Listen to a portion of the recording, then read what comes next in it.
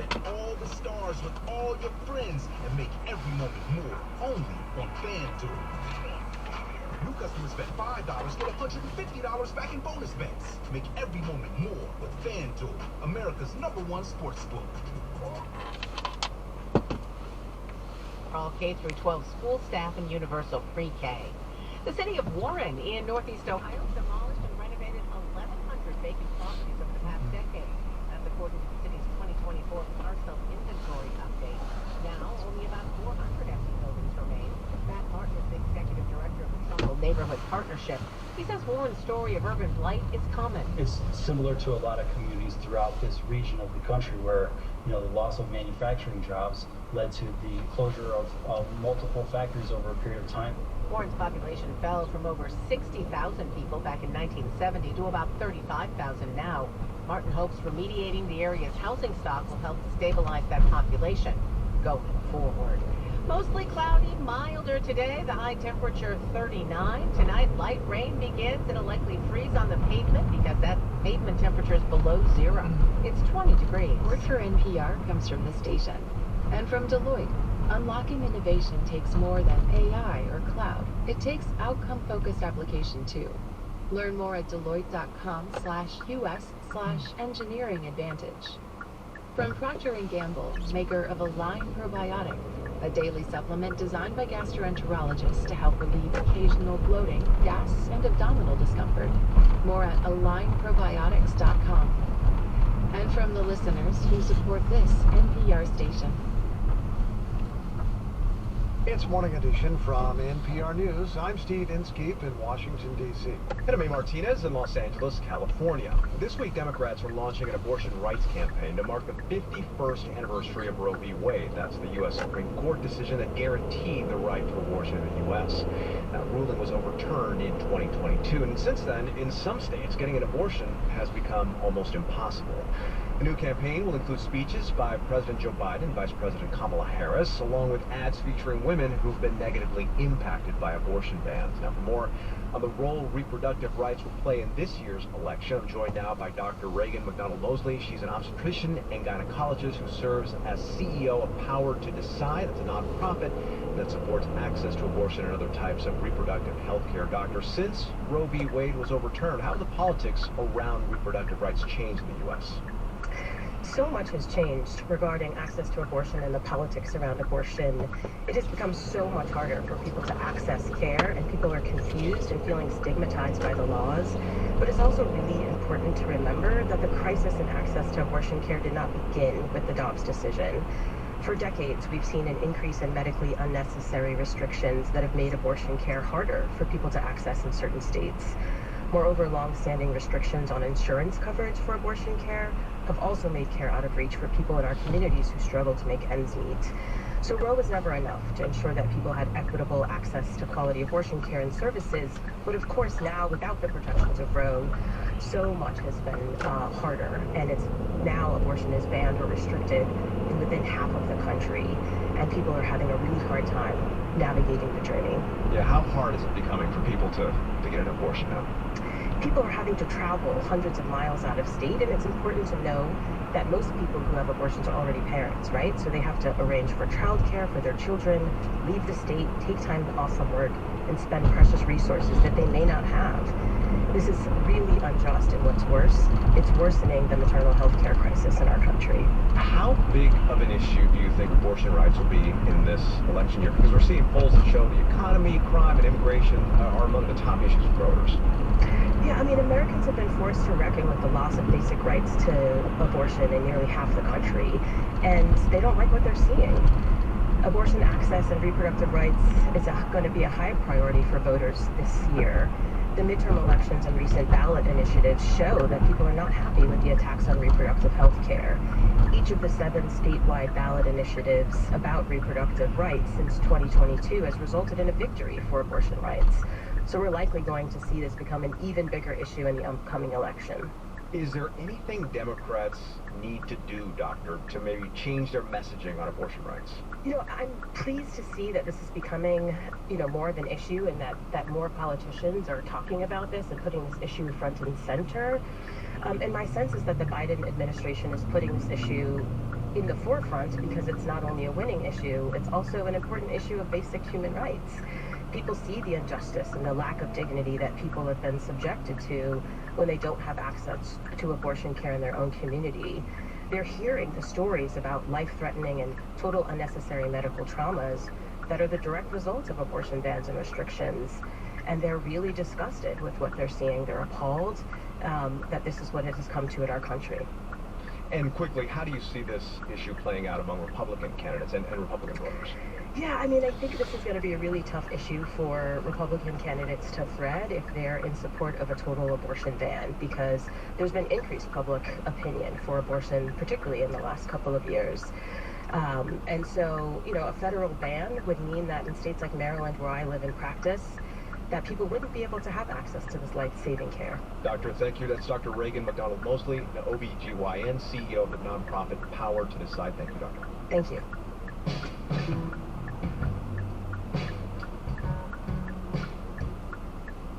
Okay, this next story takes us to India, where we're hearing the sounds of a celebration. Priests were blowing conch shells as Indian Prime Minister Narendra Modi was leading the consecration of a temple to the Hindu Lord Ram, a temple that some argue has helped change India's very trajectory. A Hindu group built it on the site of a historic mosque raised 3 decades ago.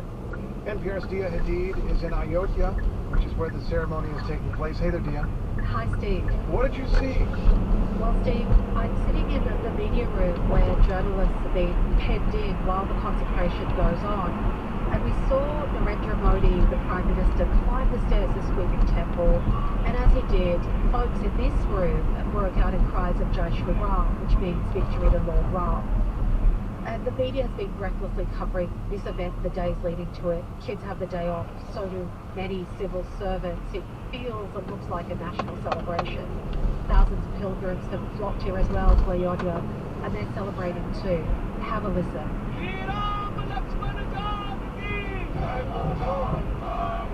Can you help us understand the backstory here? We mentioned that this temple was built on the site of what had been a mosque. What makes this a matter of some controversy? Right. What makes it a matter of some controversy, Steve, is that this temple was built on the site of a 16th century mosque that was torn down more than 30 years ago by Hindu nationalists who believe it's the birthplace of Lord Ram. And that act triggered communal violence across South Asia and killed thousands, mostly Muslims. But in neighbouring Pakistan and Bangladesh, mobs also attacked Hindus. And those rioters were whipped up in part by the BJP. That's the party that now rules India, led by the Prime Minister Narendra Modi. And he initiated the temple's building after the Supreme Court handed over the land to Hindu litigants in 2019. And Steve, there's another interesting thing about this huge event, and that is that the construction of this temple is actually not complete. Okay, if it's not complete, why is the Prime Minister leading this giant ceremony that you're describing? Critics say the timing is key. They say that Modi has consecrated the temple today with an eye to upcoming elections, probably this spring, where he's expected to win a third successive term. I spoke to Ashutosh Varshney about this. He's the director of the Saxena Centre for Contemporary South Asia at Brown University. And he argues that this is a winning electoral strategy precisely for what this temple has come to represent, which is the primacy of Hindus in India.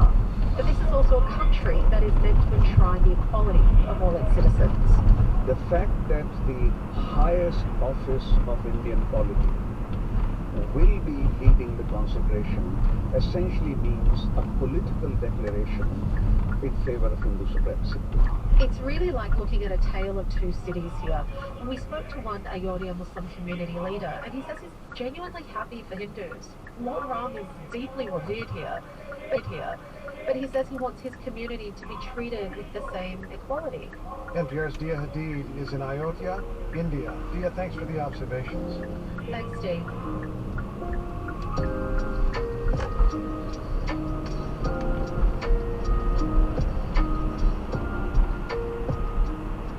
This is NPR News.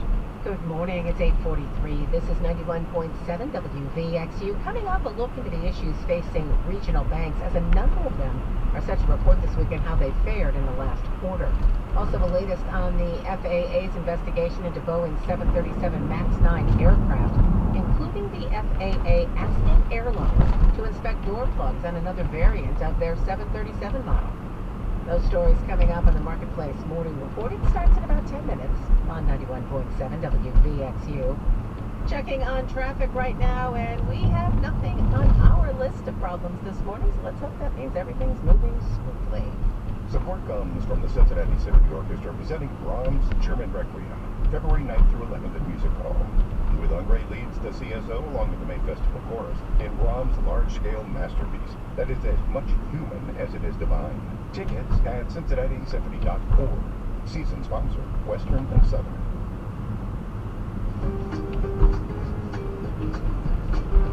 Hi, it's Steve Inskeep. And I'm Michelle Martin. You know, people collect all sorts of things. Stamps, antique lamps, sports memorabilia. If you happen to collect cars and you're looking to make room in your collection, look no further than donating it to this very public radio station. Pickup is free, and it could mean hundreds of dollars in support.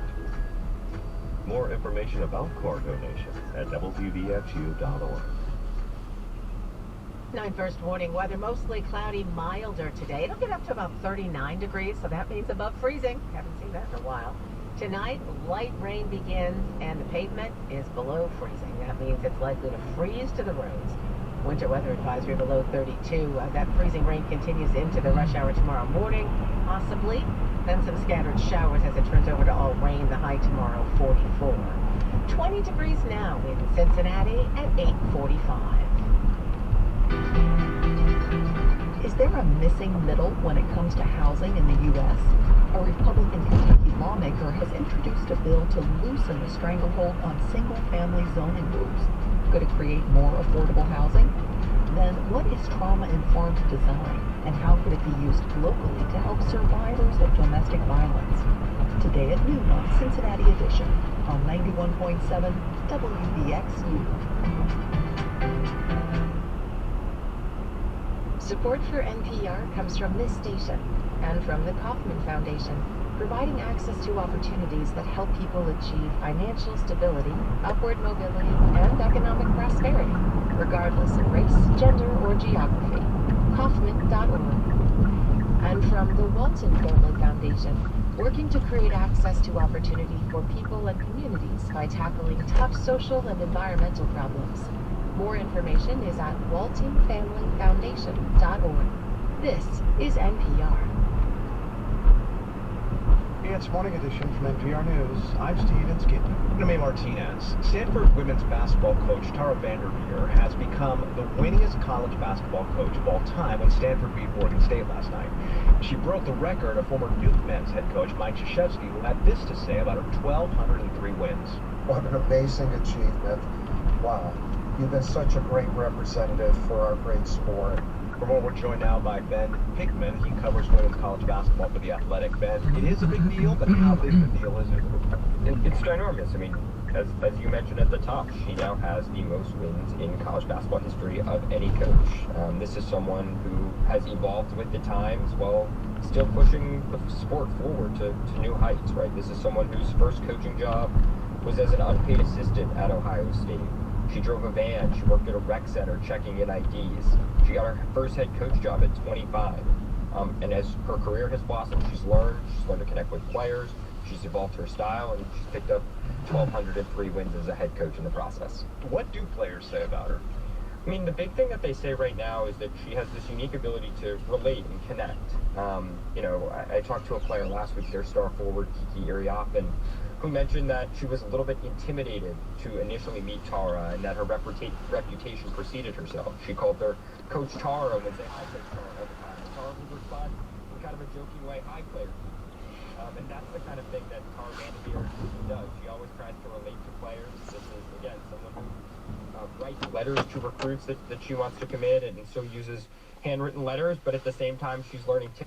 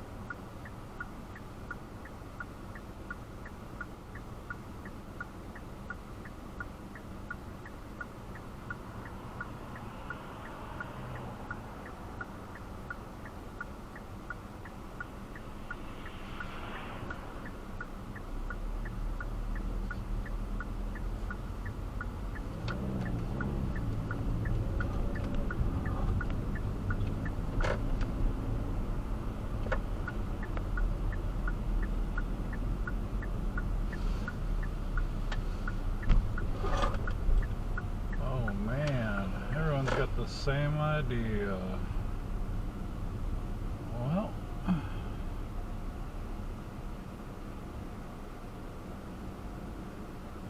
gonna have to cancel this plan.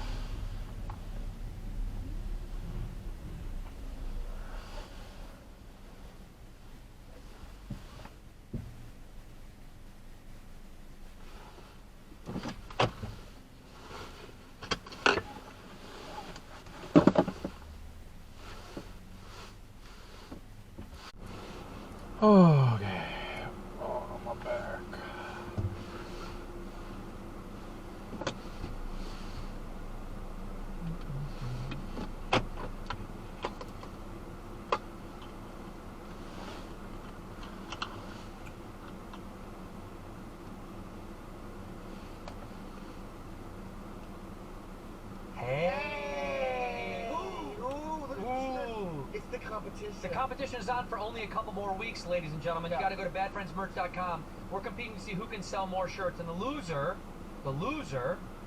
has to do what, Robert? The loser has to massage the other guy.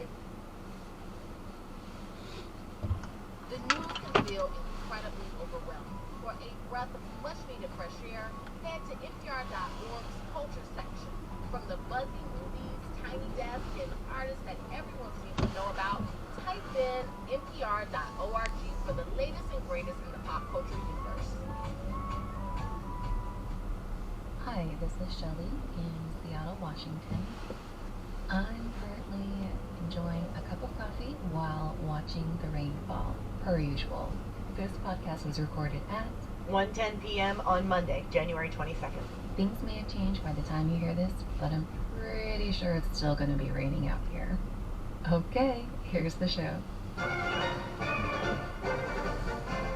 I was literally just thinking I wish I had brought a cup of coffee in for this episode of the podcast.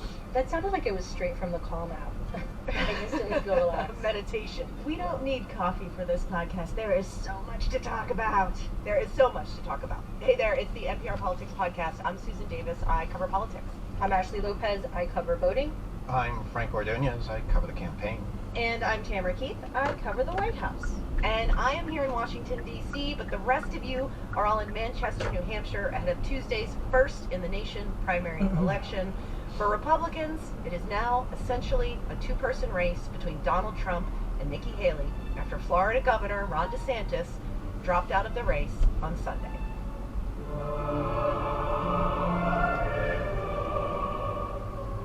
DeSantis posted a video on X, formerly known as Twitter, and threw his support behind Trump. I signed a pledge to support the Republican nominee, and I will honor that pledge. He has my endorsement because we can't go back to the old Republican guard of yesteryear, a repackaged form of warmed-over corporatism that Nikki Haley represents. The days of putting Americans last, of kowtowing to large corporations, of caving to woke ideology are over. Actually, when DeSantis kicked off his campaign, he was one of the most popular Republican governors in the country, seen as a rising star. He shares essentially the same worldview as Donald Trump. He's next generation. He's a whole lot younger, which voters seem to be interested in 2024. Why couldn't he catch fire in this campaign? Well, at least they say they want younger candidates, right? You know, it's so many things. I feel like logistically, we should start with the fact that the campaign was kind of a mess. I mean, it started kind of messy. There was that disastrous Twitter live announcement, and it never seemed to get better. There was a lot of turnover in the campaign.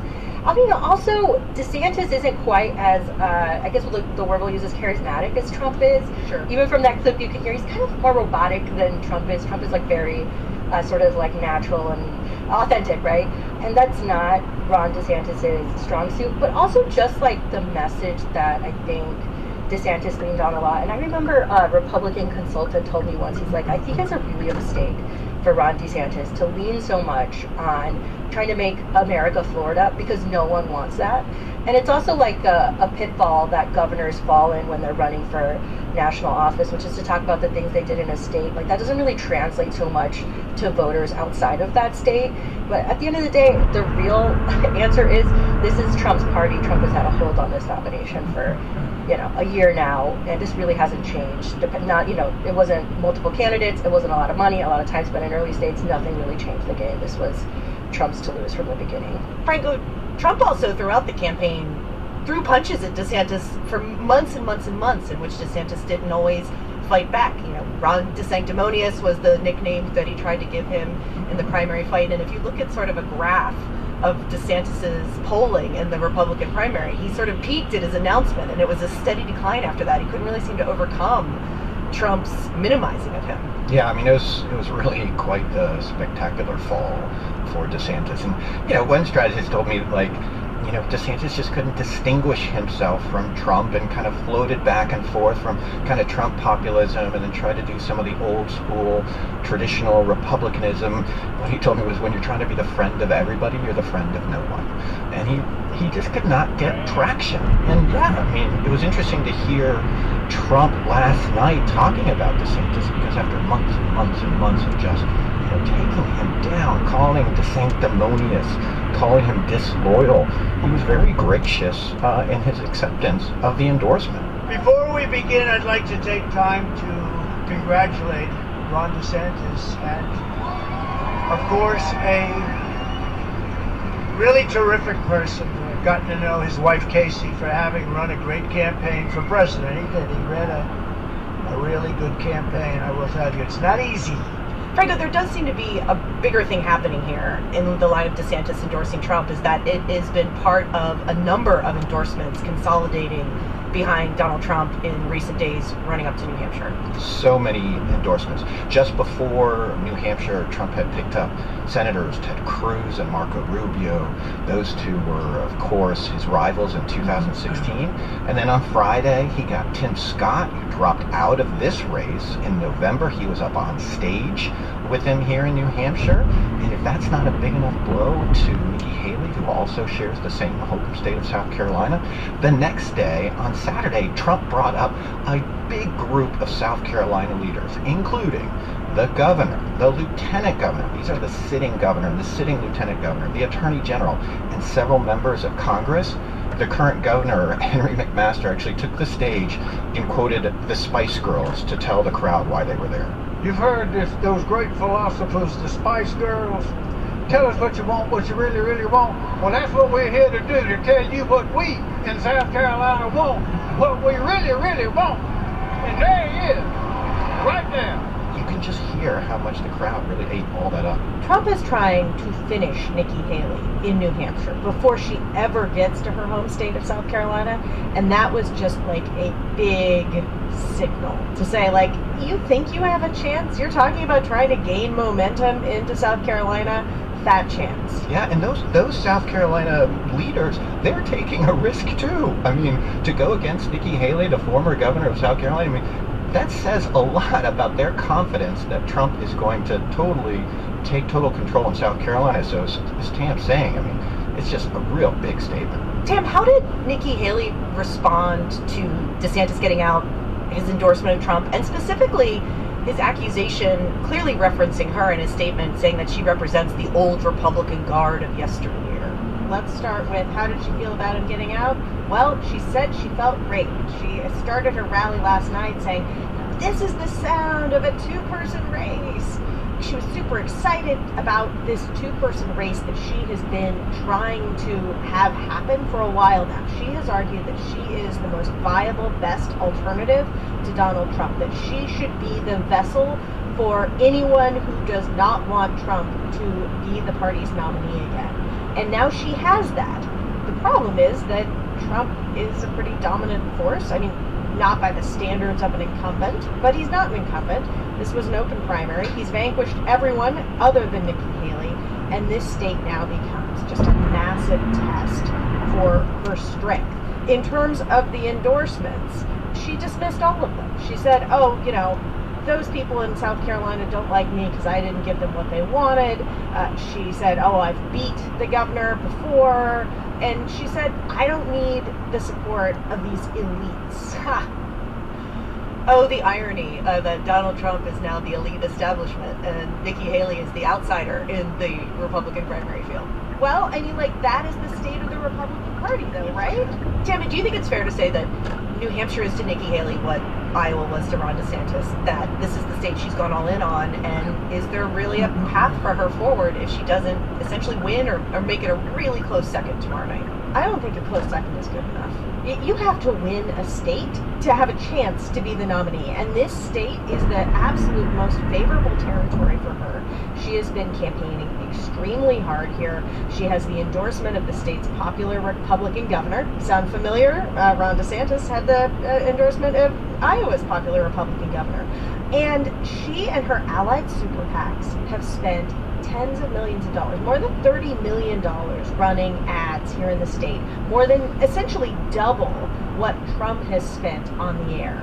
So she is putting it all into New Hampshire. And if she doesn't win, then where else will she win? I've spoken to an expert on the delegate process in the Republican primary, and the deck is stacked against her.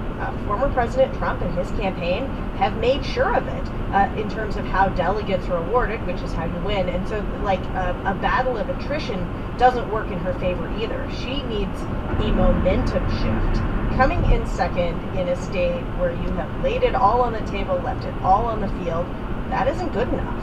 Okay, well, let's take a quick break, and we'll talk more about this when we get back. The following message comes from NPR sponsor Saatva. Founder and CEO Ron Rudson is proud that each Saatva mattress is made to order. Your mattress has a birth date after you order it. Nothing sits in muggy warehouses. Nothing sits in muggy basements of stores.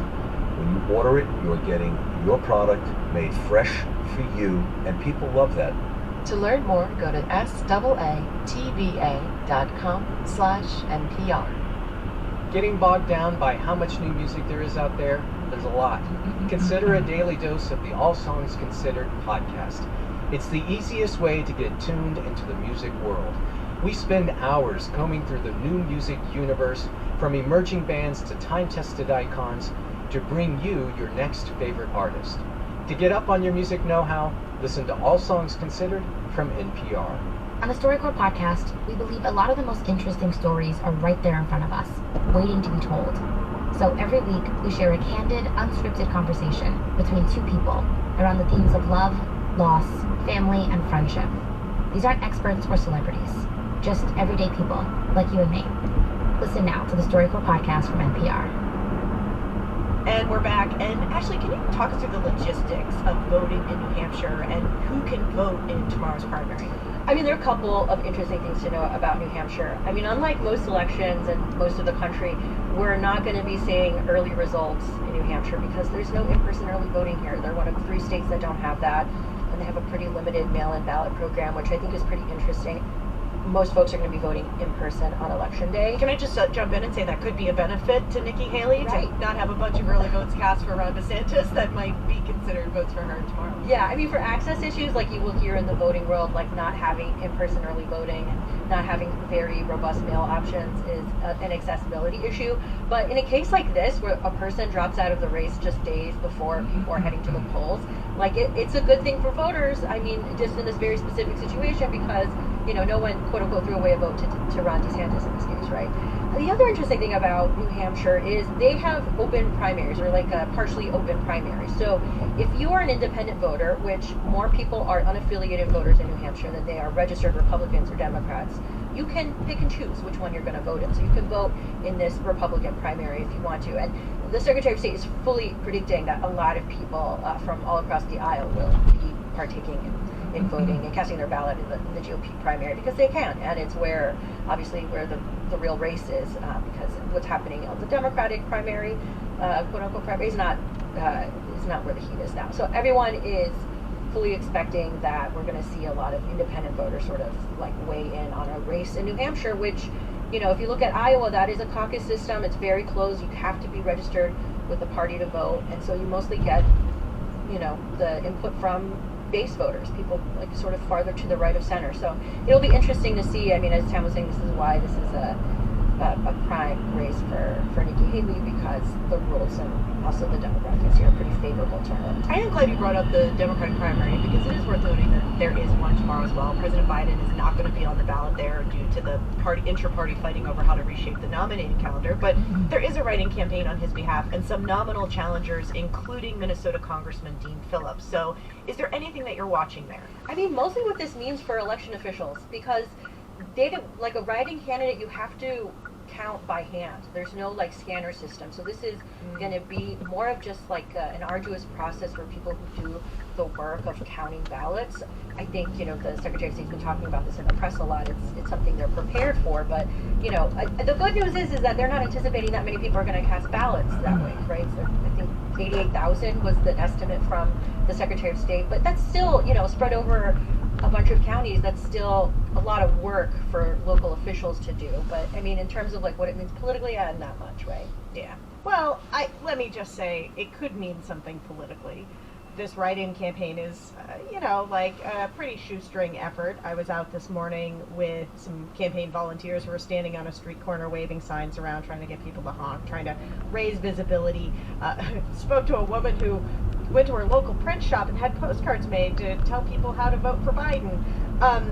But if President Biden doesn't have a strong showing, even though he's not on the ballot, even though his campaign has nothing to do with this, all of that, it can create a narrative. It can feed into an already existing narrative that there isn't a lot of enthusiasm for President Biden. So the people here, the Democrats here who are really grumpy about the primary calendar situation, are working as hard as they can to try to make sure that coming out of New Hampshire, the narrative is, hey, look, Democrats actually support the president and they went out of their way to write him in.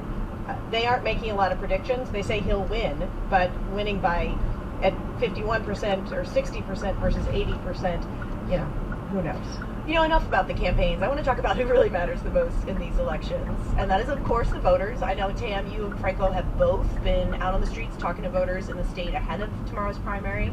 Tam, I want to start with you and just the things that have stood out to you and what voters have told you these past few days of sort of how they're looking at the race or what matters to them right now. Yeah, so what I'll say is that an overwhelming majority of the voters that I spoke to at Nikki Haley events, some of them are excited about Nikki Haley. A lot of them are just excited about having an alternative to former President Trump, and that includes Dawn Hartnett, who I met in Hooksett, New Hampshire. She is our last best chance, but a very good person to vote for. I think she'd do a great job. And I really like a lot of her ideas, and what resonates with me a lot is her idea on term limits. Yeah, and then last night I was at a Haley rally and talking to voters, and they were all kind of disappointed that the field had gotten so small so fast that there wasn't this big competition like there often is in New Hampshire, and there was this feeling that, like, when it's all over, they hope that Haley could get the nomination, but they are pretty realistic about the state of the party and the state of the race. And Julie Lemieux is a teacher who I spoke to. She says she's like a moderate, middle-of-the-road voter, and she wishes that there were a good option for her, but she's afraid that she's going to end up having to vote for Trump, like vote the party line in the end in November, because she can't bring herself to vote for President Biden. I just think he's the very much more conservative side of the Republican Party than I am, but Biden's the other. There's not people for those of us who are not those very conservative Republicans. So then I feel like I'm kind of voting for party, which I usually don't like to do, but it seems like it's going down party lines and it's going to be Biden or Trump. And I don't know. I don't think anyone feels that great about those choices, but this is what we got. But maybe not. So it sounds to me that the sort of inevitability of Trump seems to be settling into voters, even those that are going to vote for Nikki Haley tomorrow night. Absolutely. Frank, are you getting that same impression? I mean, obviously you're following the Trump campaign more closely, but they don't seem to be sweating anything about tomorrow night. No, they don't. I mean, they're pretty excited. I mean, all the Trump supporters that I speak to, whether it's at rallies or whether it's outside of rallies, they are ready. They are adamant that they are going to be at the polls on Tuesday. And yesterday I was at the bowling alley, which is typical up here in New England, and I was talking with this guy Dana Brown. He's from Manchester. He's actually a volunteer. He's going to volunteer at the polls. He insists that he is not a Republican, that he's an independent. But he says there's no way he's going to vote for Haley. So the Democrat-leaning independents are going to vote for Haley. You know that. Just to get Trump out. Trump is disruption to the norm, and that's what we do. And that kind of sentiment from an independent, has a lot of Republicans, moderate Republicans, who are concerned, who are trying to stop Trump. I spoke with Fergus Cullen. He's a former New Hampshire Republican chairman. He's actually disappointed in Haley that she hasn't created enough of a contrast with Trump, and he feels that without doing that, she is not going to inspire independents to come out. I very well may end up casting a deeply reluctant vote for her as the best or last opportunity to try and stop Trump, but I can't ignore what I'm seeing, which is a lack of enthusiasm for anybody. That said, there is not a lack of enthusiasm for Trump. We were at this rally at an arena in Manchester. It was, half as full as it was 4 years ago when I also attended a rally in that arena. But, I talked to a voter. Now, he's from Massachusetts. Several people were from Massachusetts. But what he said to me really stuck. He said that, early on, he thought Trump didn't have a chance. He thought that, you know, he had all this baggage, he had lost the election, you know, maybe Ron DeSantis would be good, maybe somebody younger was needed. He was even looking at Nikki Haley. And then the indictments happened. And Trump talked about how if they can come after me, they can come after you. And it really resonated with him, and I think it resonates